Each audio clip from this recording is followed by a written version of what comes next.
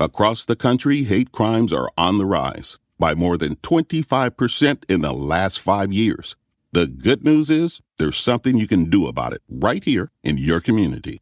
If you witness or experience a hate crime, you're not alone, and the FBI is here to help and commit it to justice.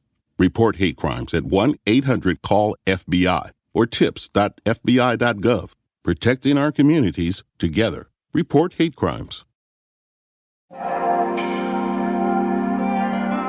I don't know what most white people in this country feel. I can only include what they feel from the state of their institutions. Now, this is the evidence. You want me to make an act of faith, risking myself, my wife, my woman, my sister, my children, on some idealism which you assure me exists in America, which I have never seen.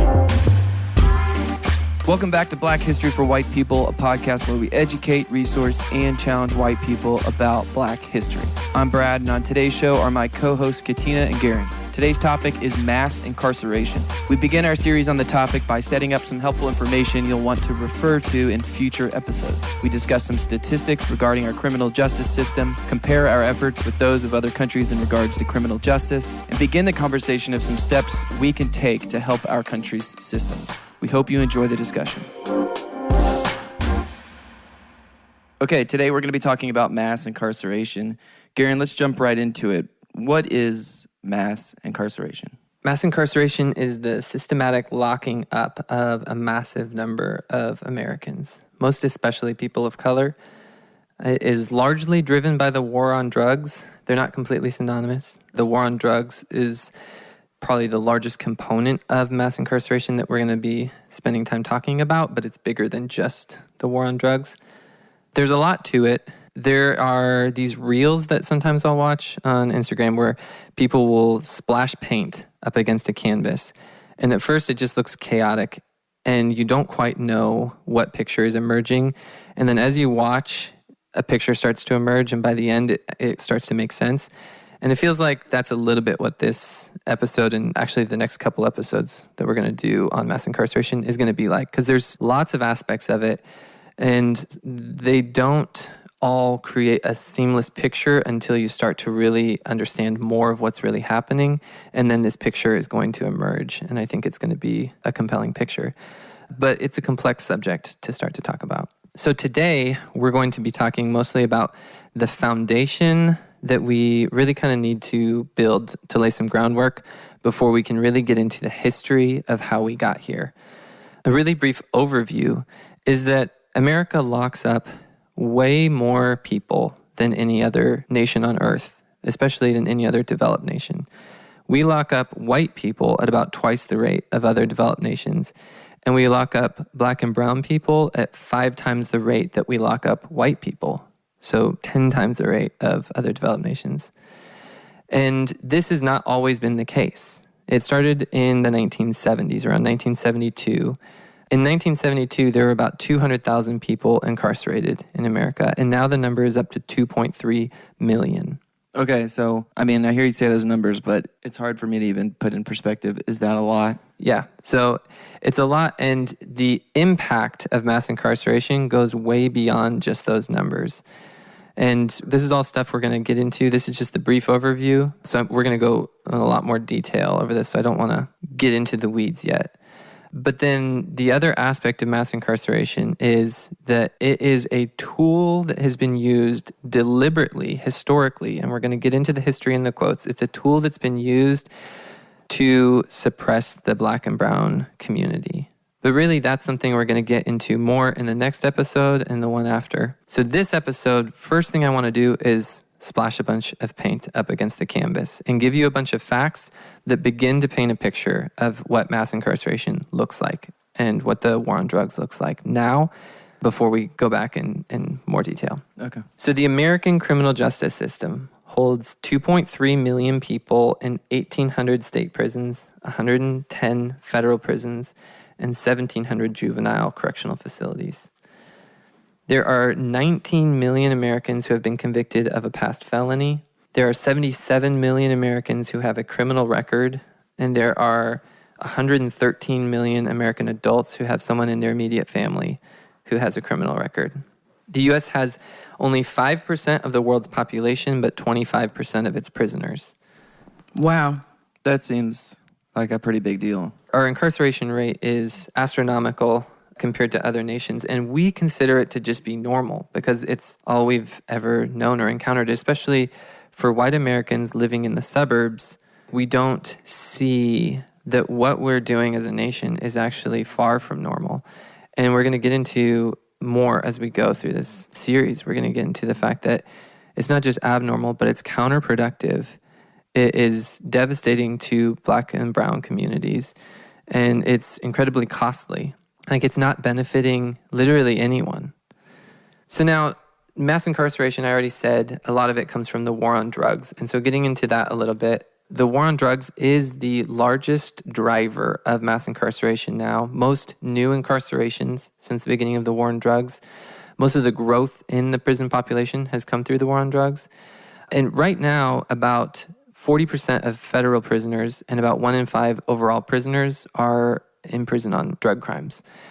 But usually drugs will receive a smaller sentence than violent crimes and other forms of crime. So the overall share of people who have a criminal record from drug crimes is a larger share than just represented by that 1 in 5. Can you give like a 30,000 foot view of the war on drugs? I mean, I know we're going to go in it, but yeah. When someone hears that, I mean, most people my age probably can't explain exactly what that is. I mean, I don't know if I can. Yeah. But what's like the big picture? So to be super brief, and we're going to go more into this, but the war on drugs started really during the Reagan and Nixon administrations. It started with tough on crime rhetoric in the Nixon administration, then really picked up in the Reagan administration. But it was a deliberate effort to create a system to replace Jim Crow that would continue and perpetuate a racial caste system, but it had to be done in a way that was officially colorblind. No longer could politicians officially run on racist and segregationist platforms, but they didn't just suddenly have a change of heart where they, loved and cared about Black and brown people. And so they created this alternate system that could maintain the racial status quo, but without using official segregation or racist language. The Southern strategy, right? The Southern strategy and the Southern manifesto. And this is all stuff that we'll talk about in more detail. Okay. But right now, we're splashing paint against the wall. Yep. Yep. That seems like a pretty big deal, though. I know we were just splashing paint, but it's a big claim. That's a huge thing because that's our parents' generation. Yeah. Is, we hear a lot about Reagan and Nixon, and so yeah, it's a big claim, and we're gonna have to back it up, and we will. Yeah, I mean, I guess there has to be a reason. I mean, it's not like people just got more inherently genetically violent and apt to, a disposition towards drugs. I mean, that doesn't just naturally come out like a huge jump like that. There's got to be a reason. Mm-hmm. Your parents' generation, Reagan was president when I was in middle school. I feel old. You're not old. He parents are old. He meant Nixon when he said that part. Continue. I don't know. Okay. So spending on jails reached $87 billion in 2015, which is up more than 10 times from 1975. And that's not the cost of mass incarceration. That's just the cost of prison and jails. The overall cost, because you have to factor in court costs and lawyers and the loss of income of not having people in the economy, contributing to the economy. And then there's all kinds of secondary and tertiary effects of mass incarceration. So the overall, the direct costs are just like $200 billion a year. But the actual impact on the economy is even more than that. Garen, maybe this is clear for everyone, but the prison system, is that money, like the government gets that money? I'm assuming it's like I don't know, it would weird for it to be like a profited industry. There are right? private prisons. They're not a majority of prisons. Most prisons are public government run. Okay. But there are also private prisons that are run for profit. Okay. But it's a combination of federal prisons, state prisons, local jails, and I think all of those slices are private, but most are public. So most of it is tax money yeah. from citizens going to pay for this. Yeah. Okay. Yeah. So if current trends continue, 1/3 of young Black men are projected to serve time in prison at some point in their lifetimes. And in DC, just kind of showing how much worse it even is in some local areas, in DC, young black men, about 3/4 of them are projected to serve prison at some point. And in the poorest neighborhoods, it's nearly 100%. Wow. The U.S. incarceration rate is 6 to 10 times higher than other industrialized nations. For example, in Germany, there are 93 prisoners per 100,000. In America, the rate is 750. But in America, among black people, it is 1,400. And in some states, in the state of Texas where we are, it's almost 2,000. Wow. So, 20 times the rate of many other industrialized nations. The other industrialized nations are mostly in the range of low hundreds to like less than 100. So let's talk about other nations for a second then, just to show a bigger picture of how we fit in with the rest of the world. The way we do crime and punishment is not the way most of the world does it. In other countries around the world, first-time drug offenses would typically merit no more than 6 months in jail, if jail time is imposed at all. But in America, our typical mandatory sentences for first-time drug offenses in federal court is 5 to 10 years. In Germany, the whole mentality of how prisons operate and what their purpose is completely different. The way that everything looks in Germany is more compassionate and more rehabilitative, with a purpose of rehabilitation. So not only do they incarcerate people at a rate that's like 1/8 of what we do in America, but prisons in Germany actually maintain dignity for the people who are there. In Germany, for instance, prisoners have their own rooms with doors that lock from the inside. So they actually have the ability and privacy. They can't be viewed from the outside. So they actually have privacy and safety in their own space. They have kitchens that they can use to cook their own food. They have like silverware, forks, knives, and spoons, which, prisons in America, that would be crazy because it'd be like, well, they could use all those things as weapons. But the system, by bestowing dignity, it creates a completely different culture in the prisons there, where the concerns that we have for safety and preventing violence in American prisons almost don't apply because the whole system is different. In Germany, prison guards have 2 years of training, and there's a lot of focus on rehabilitation. Prison guards celebrate when prisoners are released and reintroduced into society, and they grieve when there is recidivism. They feel like it's a failure if a prisoner comes back into prison. And then you compare that to the American system. In the American system, we treat prisoners like animals. They are given no dignity. They have to, in many cases, use a toilet that is openly visible to the outside. They have cells that they can't lock to have any kind of privacy. They can't have, in many cases, possessions the way that they can in Germany, having their own space that's protected. And then prisons in America are oftentimes deliberately located hundreds of miles away from population centers, making it near impossible for families to come visit on a regular basis. Versus in Germany, they deliberately place prisoners near to their families so that they can make it more possible for people who are locked up to stay connected with the outside world. I almost think like when you say they're given no dignity, I feel like the way that is shaped, I'm just trying to think myself as a child growing up, what I was told about prison in general and stuff. I feel like the way that we shape it is that if you're a criminal, you've given your dignity away to be treated like that, which is like super different than, trying to rehabilitate someone or trying to be compassionate in any way. It's almost like we're taught those people don't get compassion. They're evil. Once you're a criminal, you're always a criminal. And there's no going back. And so you're just, it's kind of like this weird, no one says that, but it's like one of those inherent things. I don't know. Yeah, that's the mentality. Right. So let's take that head on and talk about the compassion that we ought to have for prisoners and the fact that they still are image bearers of God with dignity. And there's two aspects that I need to talk about. And really, just stepping back, I should not have to make an argument for the fact that people in prison are still people and still should have dignity. That should just be an intuitive thing, but it's actually kind of in our culture a little bit of a revolutionary claim.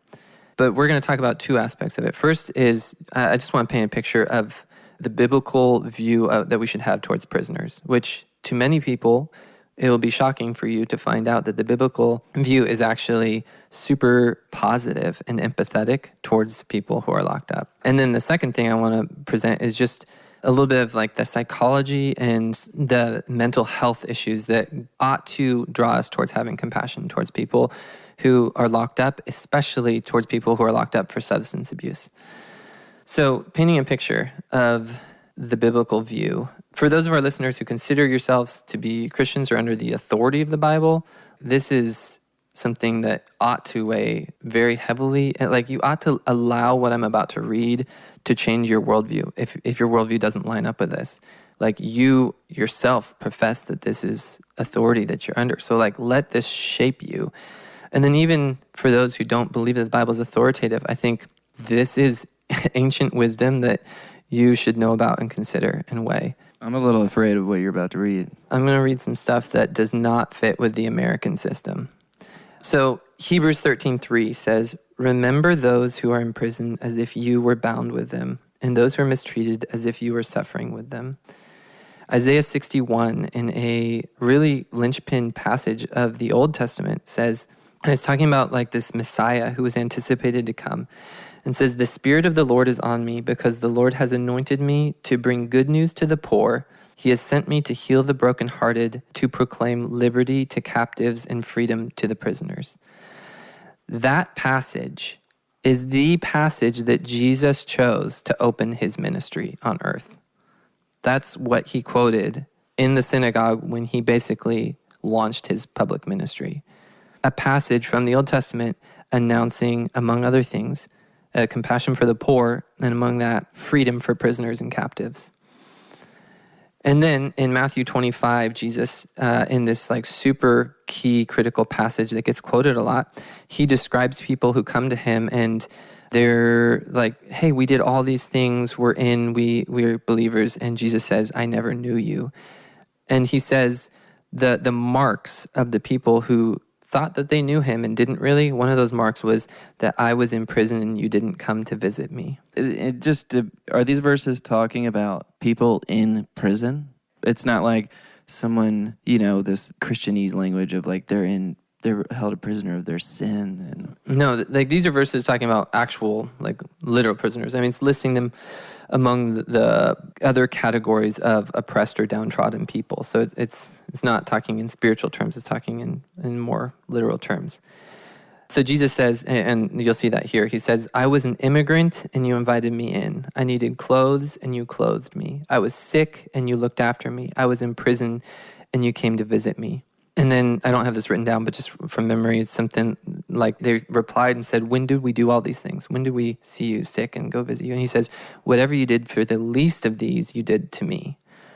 In that list where Jesus is painting the picture of what it looks like to actually know him is that you cared about me when I was in prison. Like, how much does that cut against this supposedly Christian nation, this claim that we like to make, and like we don't live out the compassion that Jesus clearly had for prisoners. In Psalm 68, God provides homes for those who are deserted. He leads out prisoners with singing. Psalm 146, he upholds the cause of the oppressed and gives food to the hungry. The Lord sets prisoners free. The Lord gives sight to the blind. The Lord lifts up those who are bowed down. But then even just more broadly, prisoners were fairly rare in the Bible because in ancient Near Eastern cultures, prisons were just too expensive to be very practical. So they didn't have mass incarceration. They couldn't afford it because everyone's just trying to survive. So there were prisons, but they were pretty rare. But then think about how many prisoners there are in the Bible and realize, I'm just going to list off a bunch of stories of prisoners in the Bible real quick and just realize every single one of these stories, the prisoners are painted sympathetically. So Joseph, Samson, Jeremiah, Jehoiachin, Mordecai, Daniel, Shadrach, Meshach, and Abednego, Micaiah, John the Baptist, Paul, Silas, Peter, John, and the avenged servant in the parable of the unmerciful servant. All of these prisoners in the Bible painted with sympathetic light. And there's basically no depictions, no negative depictions of prisoners in the Bible. So the biblical weight is not on the side of we should animalize and despise prisoners and almost like punish them with this shame of our despising them. That is not the view that we should have towards prisoners. And if that is, then for Christians, I would just say directly, you should repent of that and run away from that and pray that God would give you compassion. But for everyone, I would call you to rethinking your view of how you perceive prisoners. Well, but here's something that's also interesting in Hebrews 13, 1 and 3. It talks about, and you read it, continue to remember those in prison as if you were together with them in prison, and those who are mistreated. I think it's interesting that in that same sentence, it's talking about the imprisoned and those who are mistreated. I think that God, in his sovereignty, knows that a lot of times imprisonment is synonymous with injustice and oppression. Mm-hmm. I think that's the key element that even ties into mass incarceration, knowing that people are falsely imprisoned. Oh, yeah. And out of the many people that you mentioned and that you referenced, most of them were falsely imprisoned. Mm-hmm. And so false imprisonment, which is a huge element of mass incarceration, is something that was common even then, even though the statistics of people in prison were much smaller than where we are now.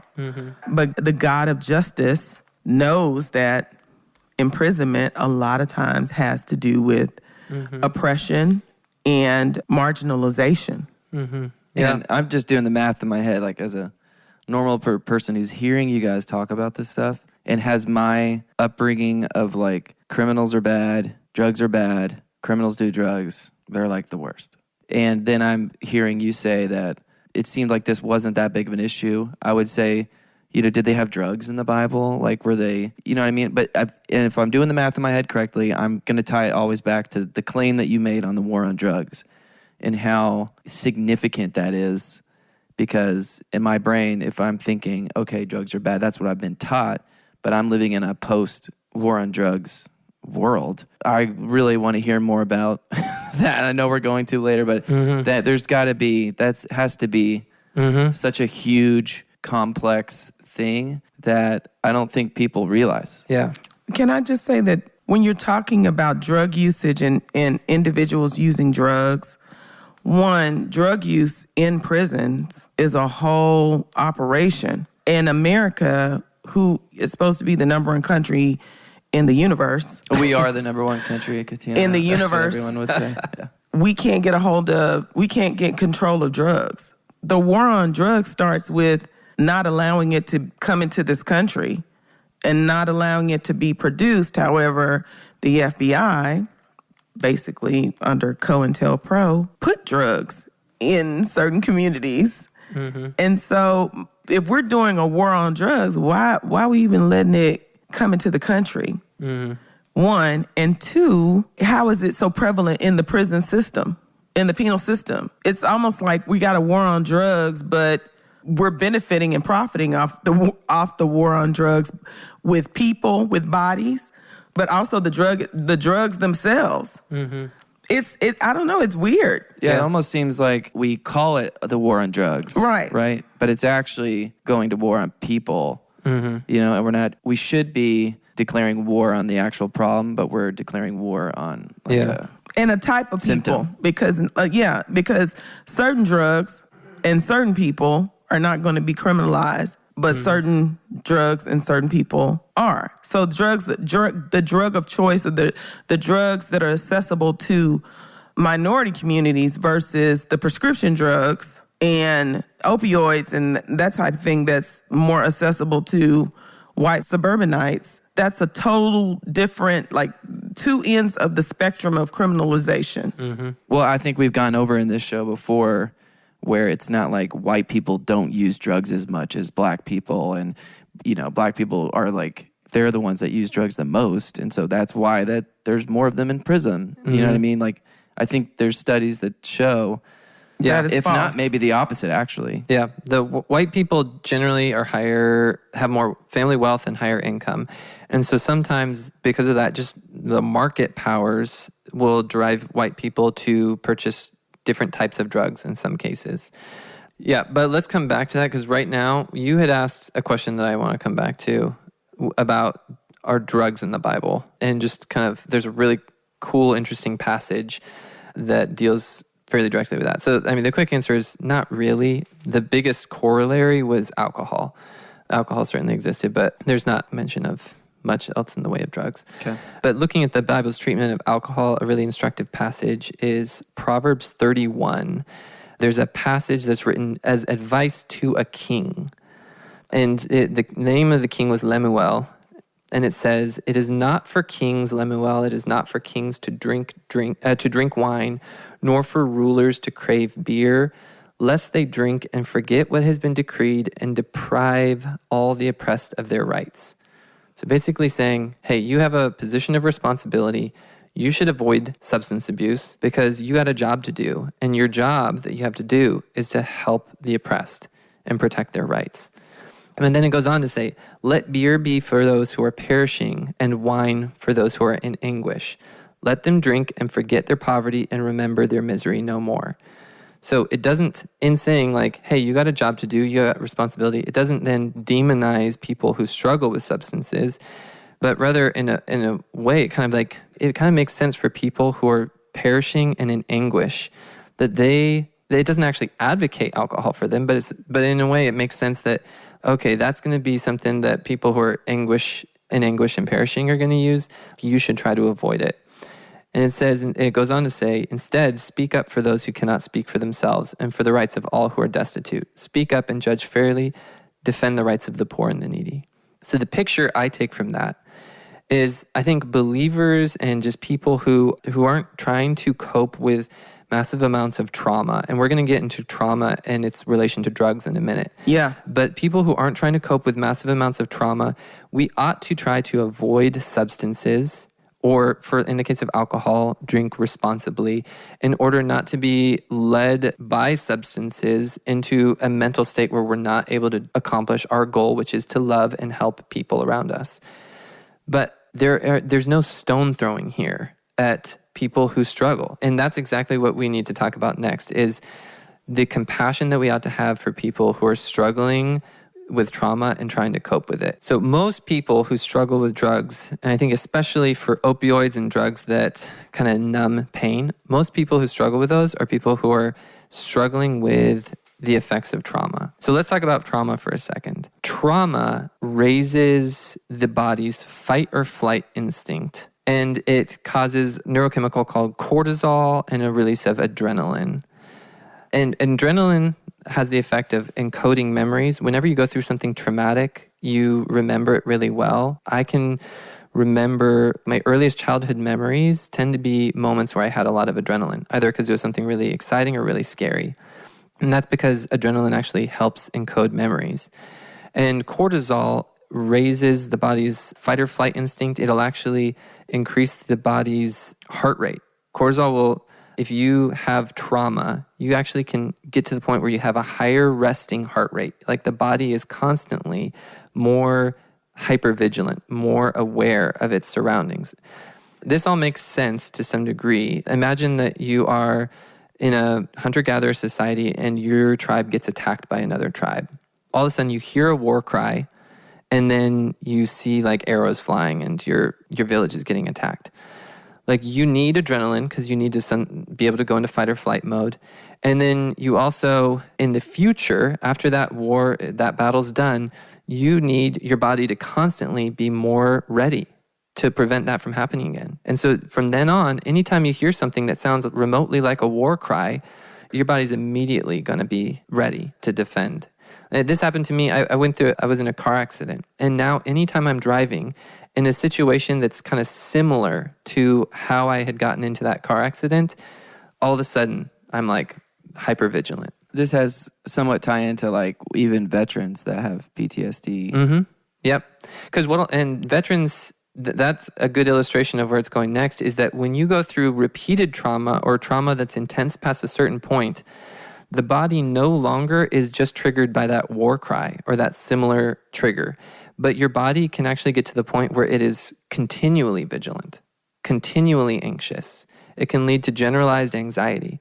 So people who have been through a lot of trauma will just always have a resting heart rate that's elevated. Sometimes 20 or 30 beats per minute higher heart rate. Imagine how you feel when you're really anxious about a test result or about something that just makes you really nervous. And imagine that being 24/7, your entire life. You cannot stop feeling anxious about that. And for some people in our audience that will struggle with anxiety, and I mean, this is something that hits close to home for a lot of people, and we have compassion for those who struggle. I struggle with anxiety and depression. And so I am fortunate to be able to have certain prescription medications that help me with that. But then let's talk about the fact that poor communities may not have the health care or the access and resources to get the help that they need. And self-medication is real. Yep. So then you have these people who have been through trauma, and this is not just Black and brown people. The people who are in mass incarceration, there's a big overlap between the war on drugs and mass incarceration in Black and brown communities. But right here, the problem is even broader. It's like poor communities in general are going to struggle more with substance abuse because of a lack of health care. And then you take traumatized people who feel continually anxious and don't know how to cope with that, and they don't have a system that supports them. And then here's the drugs become like only option for relief from that anxiety if we don't provide mental health resources to help people who need help. But think about it like this also. We know, I can think of people who have children who have struggled with drug use, and the compassion that they will have for their children, their nieces, their nephews, to want to get them the help that they need. But then there's a disconnect when you're thinking about these criminalized populations of people, just criminalization, and how you can have no empathy and compassion for them having a story, a backstory, a mental health issue potentially. Think about Dylan Roof and how in white serial killers or murderers, high profile, where the news media always goes to their mental health, they were bullied, any excuse to empathize with someone who goes into a church and kills a bunch of people, or who has committed heinous acts, versus there's a Black man on the run and some crazy mugshot, or a Black child that's been murdered by the police or brutalized by the police. Well, he used marijuana, Botham Jean for one. They found, traces of marijuana in his blood, but he was at home eating a bowl of ice cream, minding his business, when somebody walked into his home and killed him. Yeah, or even if he was, there's a lot of Black people who, even if he wasn't just innocent eating a bowl of ice cream, if you're taking somebody who,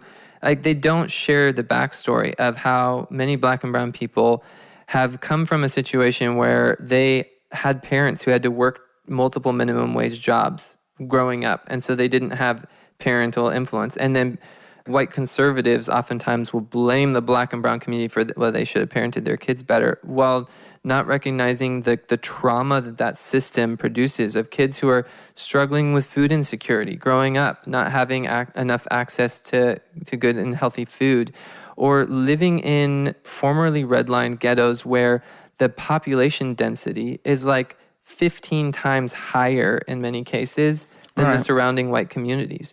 Like, you take white people and stuff 15 times as many of them into the spaces where we live, and you're going to see an increase in trauma, because just having no privacy ever and having population be overly dense is going to cause problems and issues in any demographic.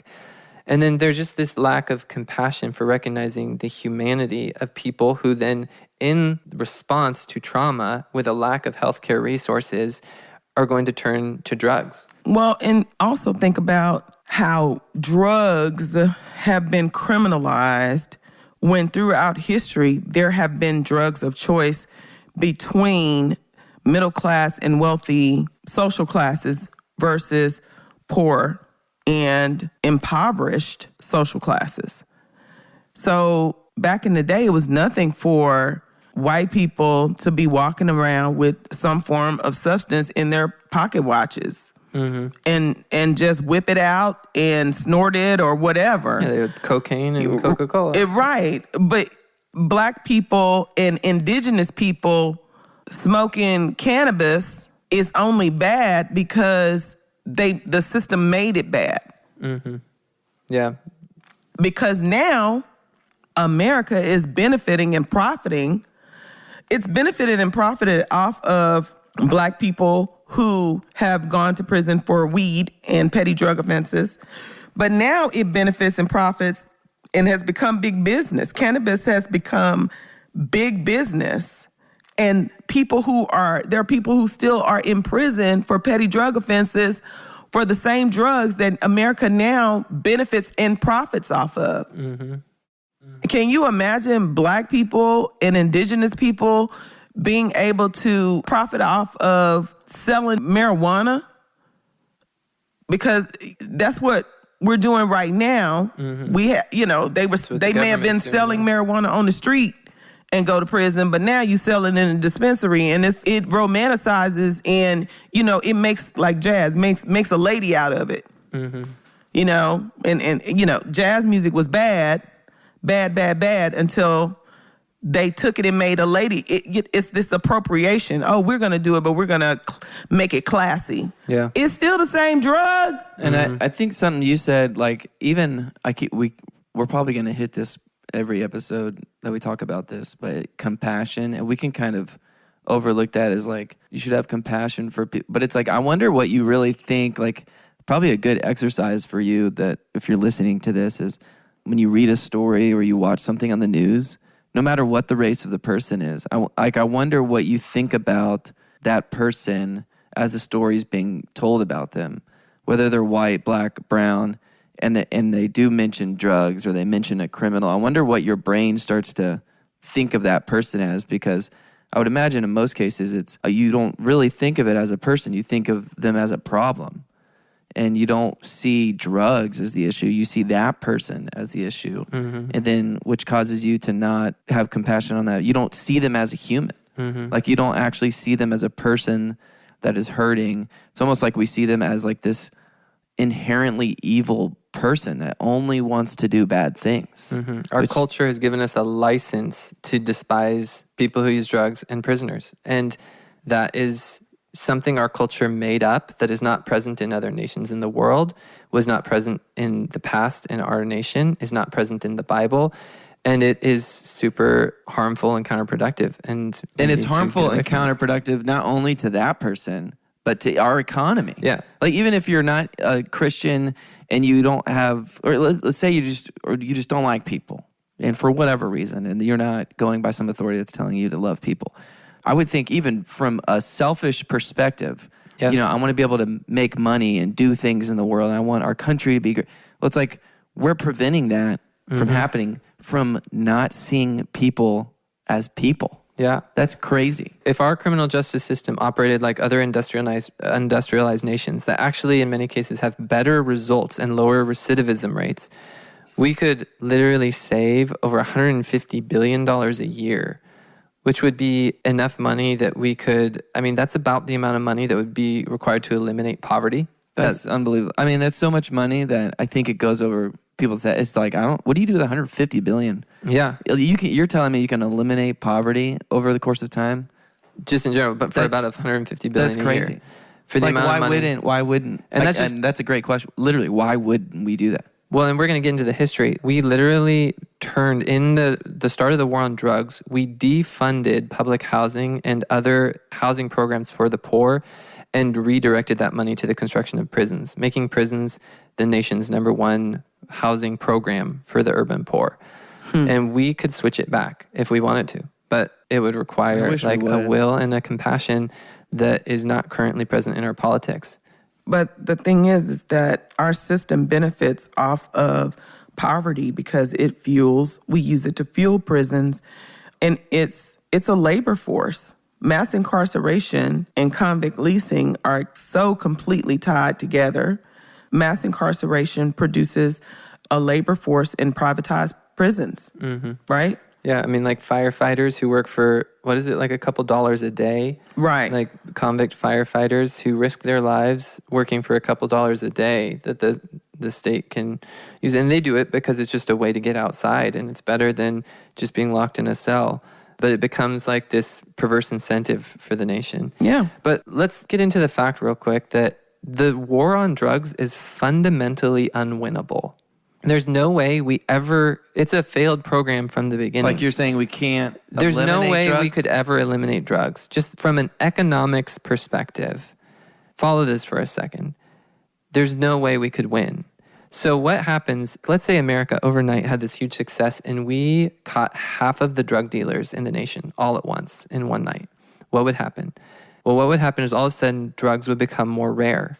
And supply and demand in economics is this principle that basically says whenever there's a lower supply, less of something, the value goes up. It gets bid up, kind of like in an auction. Like when something's rare, it's worth more. Right. I mean, the illustration I used for this once before on this podcast was toilet paper during 2020. It became super rare and everybody wanted toilet paper. Right. Yeah. Right. But I mean, this is what happens with any kind of scarcity.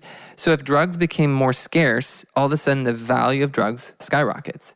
And then any drug dealers who are still operating all of a sudden have much higher profit margins, more money to reinvest, more money to build their programs, more money to recruit with. And then also there's new incentives for more people to sell drugs because all of a sudden the price and the profit margins double. So it's a fundamental unwinnable war because the better you do at winning the war on drugs, the higher the prices go and the more incentive there is for people to sell drugs. So the fact that we try to solve the drug crisis on the supply side is fundamentally unwinnable. What we need to do is treat it on the demand side by helping people who are tempted to use drugs to become healthy, to re-enter into society and to have healthy ways to cope with their pain and their trauma. And really what I'm describing, we need to treat drugs as a mental health problem and not a criminal justice problem. That's like backwards than what it is right now. But we do treat it as a mental health problem for white people. For opioids, yeah. Yeah, we don't. We don't for black people and brown people, indigenous people. Mm-hmm. So we already have that set up, just not for marginalized people groups. Yeah. In Switzerland, they did a program where they treated it as a mental health problem. And I don't completely understand, so I'm not going to go into too much detail. I don't completely understand how they set it up. But basically, they started offering heroin-assisted treatment where they actually gave heroin to heroin addicts who had proven that they had tried to quit for multiple years and not been able to quit. And the government facilitated a treatment program that gave heroin in a controlled manner that also kind of came with like some therapeutic steps that people had to go through. And they saw drug overdose deaths drop by 64%, HIV infections drop by 84%, and home thefts dropped by 98%. And the Swiss prosecute 75% fewer opioid-related drug cases each year than us.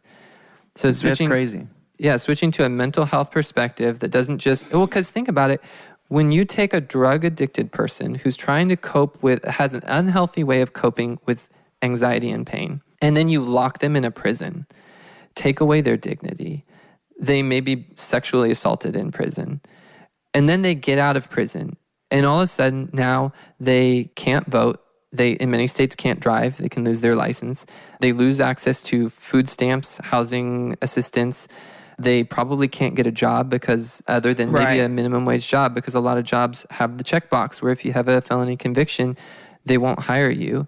And then courts and other parts of the legal justice system will garnish wages. So even minimum wage checks are partially garnished so that they have even less money. And then they have to make all these like probation and parole hearings, or they can go back to prison if they miss appointments that they may not have money to. There's literally people in prison now because they didn't have money to pay the bus fare to their parole meeting.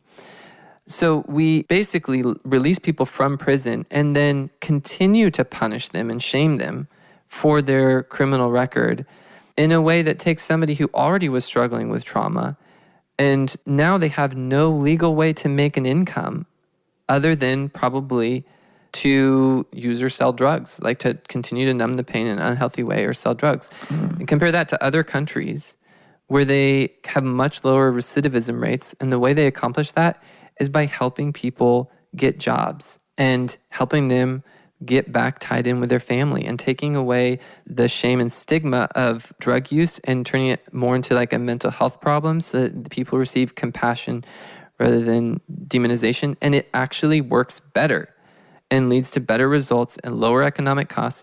The other factor to bring into all this is the American war on drugs has massively destabilized South and Central America.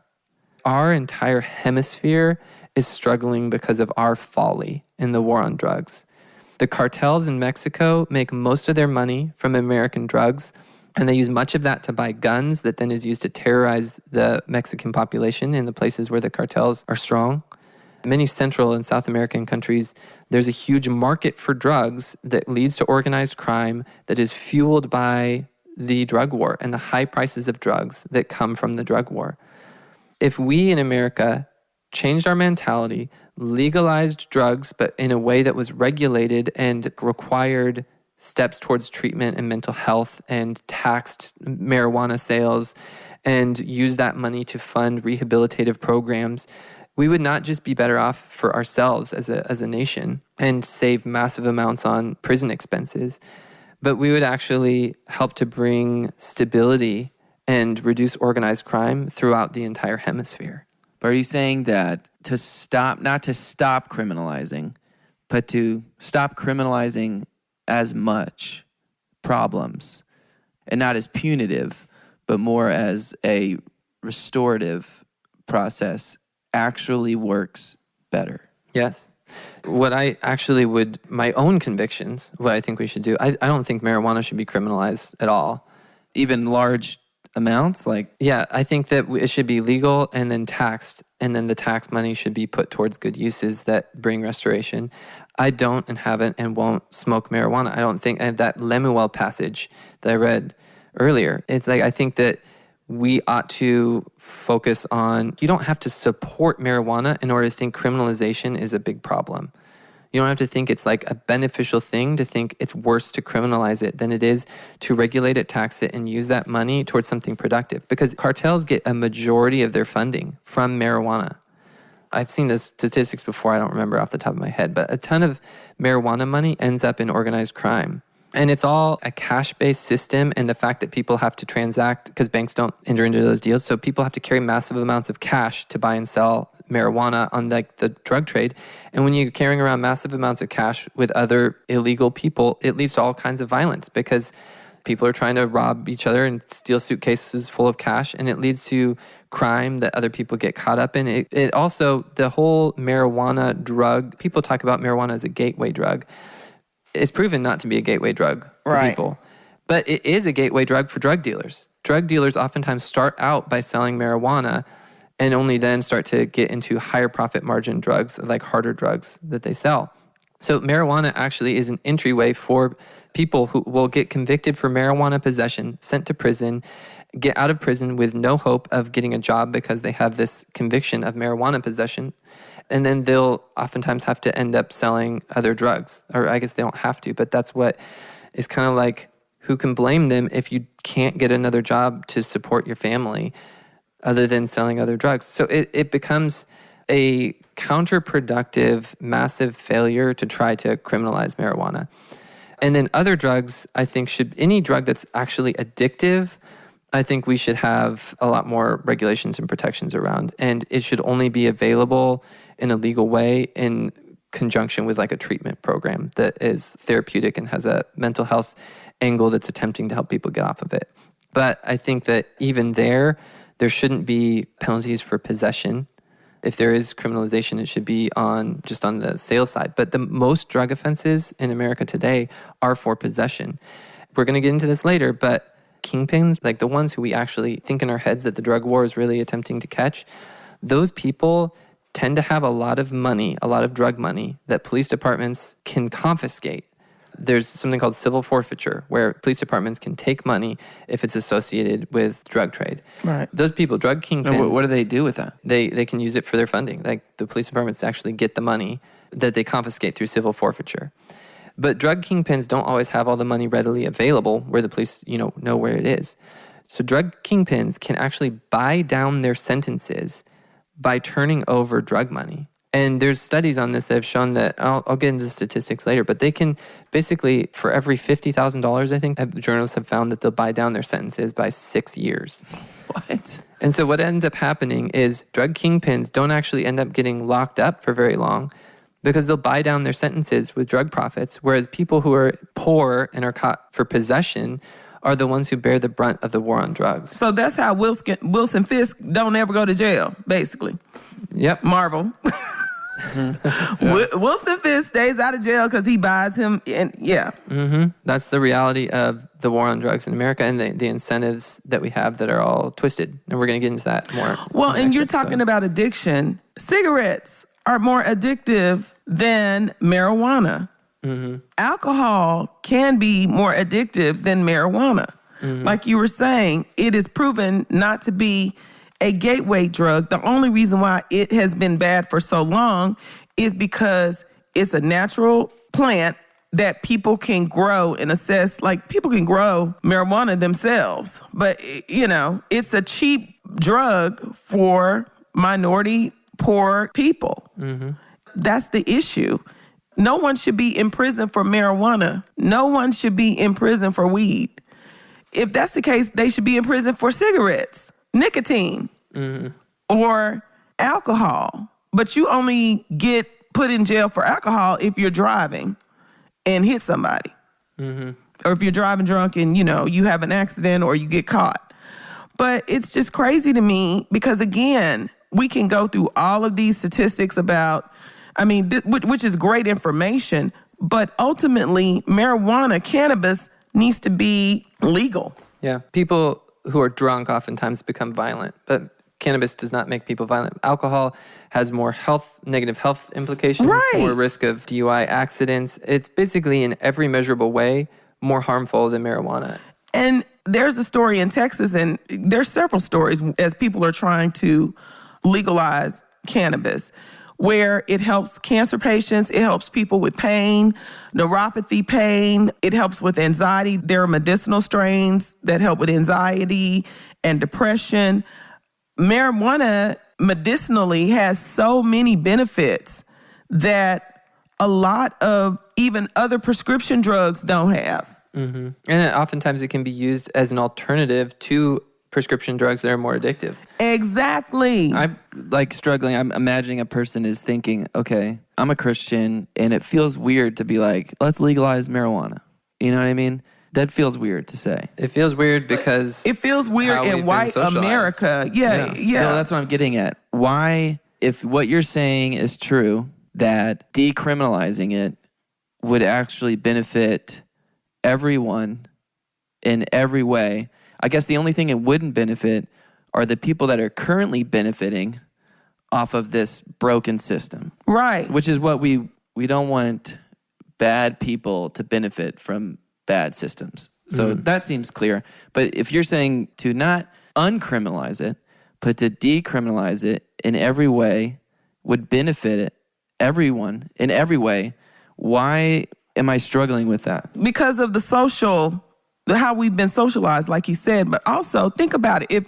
If Wilson Fisk can buy his way out of prison time, and he's the one that needs to go to prison because of his mass production and distribution, he's the one with the big bucks. The little man who's buying it on the street should not be going to prison. Mm-hmm. To me, it's just simple. Or let's just say the Sackler family drove and created the opioid crisis and are walking away from it with no prison time and billions of dollars and legal immunity where they can't be sued anymore. Right. I'm sorry, y'all. I'm using Wilson Fisk. I know he's not real. But that's who I think about. It paints the picture.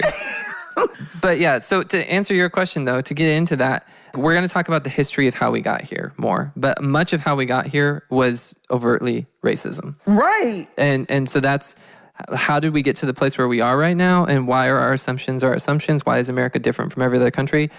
It was a path of racism that got us to our current system. Our current system is officially colorblind. It doesn't We don't say we're locking up black people and not white people. And white people do go to prison for drug crimes, but the system has racist origins. So we're going to have to get into that more and talk about how that worked. It's more nuanced than what I'm going to summarize right now.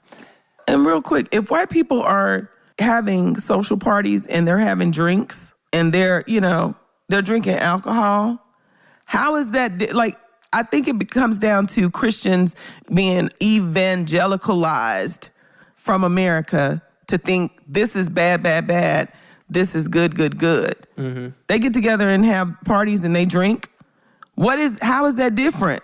Yep. But the other aspect of it is the incentive system right now for politicians, because every politician wants to be tough on crime because that's a winning issue. Mm-hmm. And so you don't want to let people out of prison and then have crime go up, because if that happens, then you get blamed for the rise in crime and you don't get voted back in. And so politicians have an incentive to outdo one another in locking people up. The problem is that violent crime always was treated harshly. Right. Like before the war on drugs, we already were locking up violent criminals. So violent criminals who are actually raping and murdering people, those were already harsh sentences. And I mean, I argue in some of those cases that for sexual assault, I think we should sentence more harshly. Exactly. But those were already treated harshly. So then all of a sudden taking a bunch of low-level drug offenders and locking them up has had very little or no effect, or even many, we'll get into some of this later, but a counterproductive effect on reducing crime. Crime has come down in America in the age of mass incarceration. And sometimes that can confuse people to think that mass incarceration is working. But what they don't realize is crime has fallen by as much or more in every industrialized nation. So as poverty goes down, crime goes down. Exactly. Mass incarceration, though, has actually not been what's driving the reduction in crime, because crime is reducing everywhere in every industrialized nation.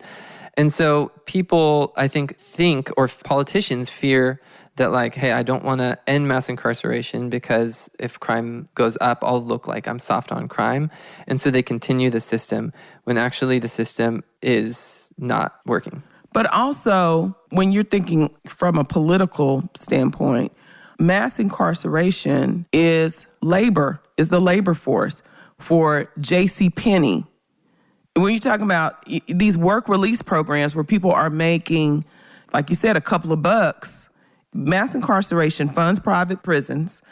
And when people get out of prison, they can't vote. It keeps those people groups at a certain social class because they can't get jobs. It's more than just about, I'll look bad, with the war on drugs and the war on crime. Mm-hmm. There are so many moving parts to this that we don't think about that still benefit politicians. Mm-hmm. But the important thing to note, though, is that it doesn't actually reduce crime. And, right. And part of the logic is that it's just not effective to give long prison sentences to people who are trying to cope with trauma through drug use.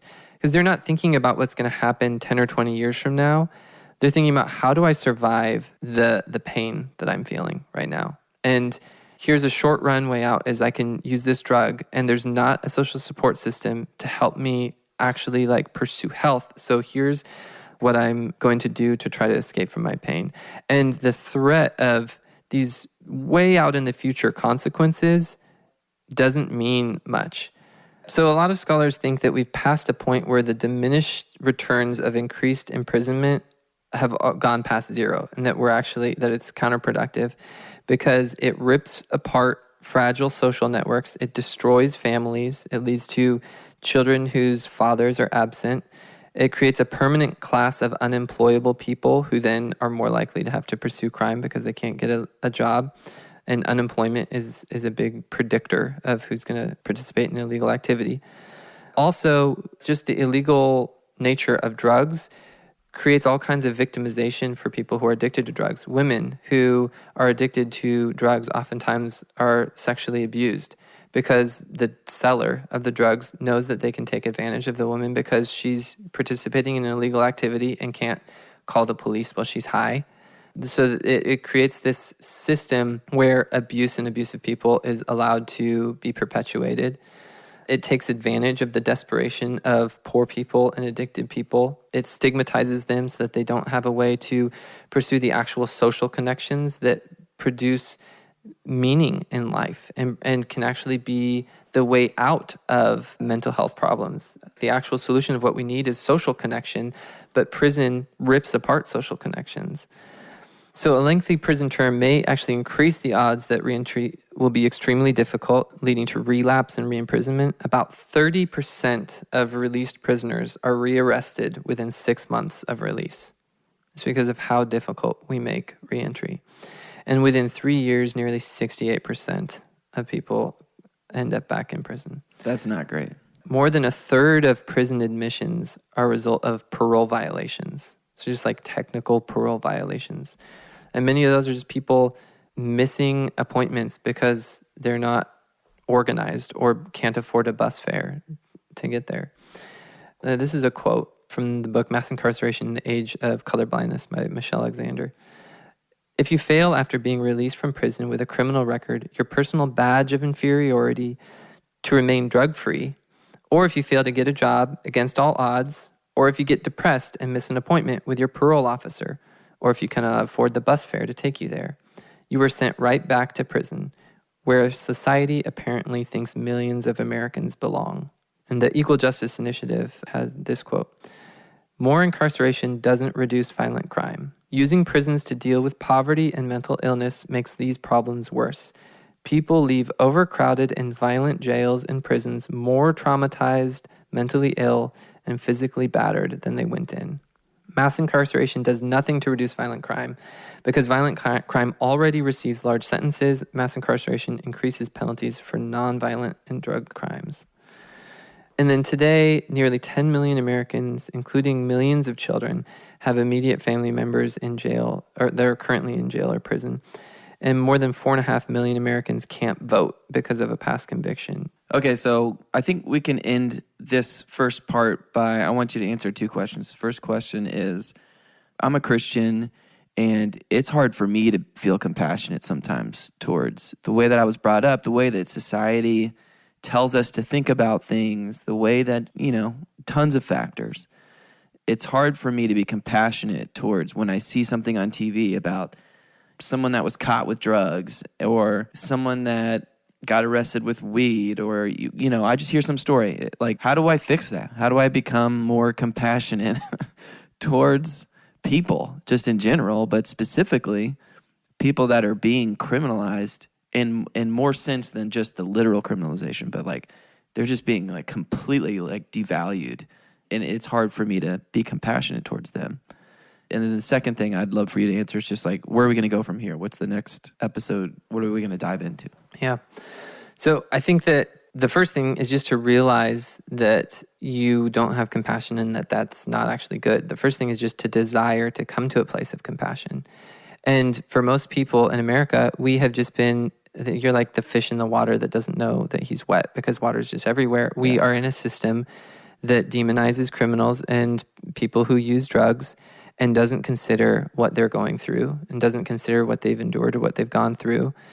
And we conflate violent crime with nonviolent crime and with drug crime, and we put everyone in this basket of like scary subhuman monsters. Yeah. And that's not good. It's not true. It's counterproductive. First thing to realize is just that that's how you feel and that that's like a problem, that you need to have growth in compassion.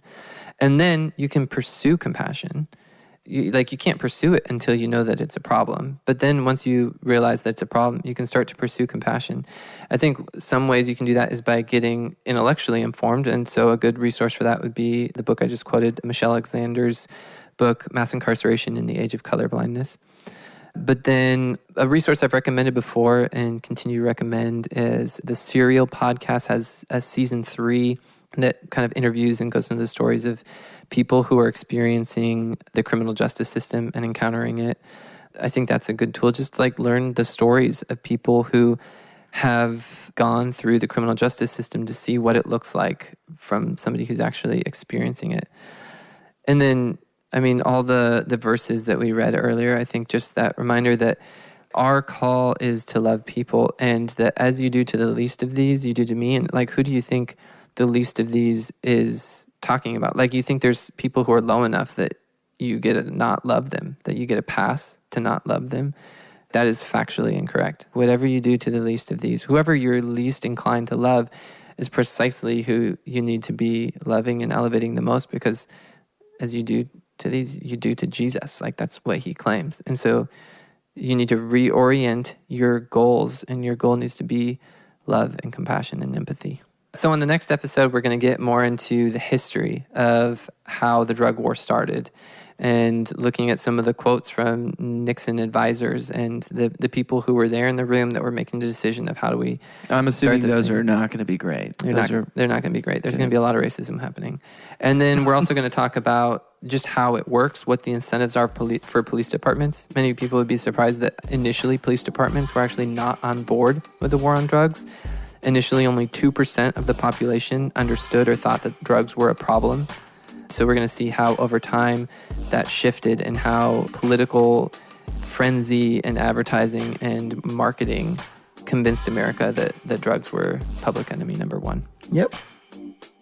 Thanks for listening to this episode. If you're looking for more information on what we discussed, take a look at the show notes or go to blackhistoryforwhitepeople.com. For $5 a month, you can help support the show and vote for future topics. So check us out on Patreon at patreon.com/blackhistoryforwhitepeople. On our next episode, we will continue discussing mass incarceration. We'll leave you with this quote from Brian Stevenson. "We have a system of justice in the U.S. that treats you much better if you're rich and guilty than if you're poor and innocent. Wealth, not culpability, shapes outcomes."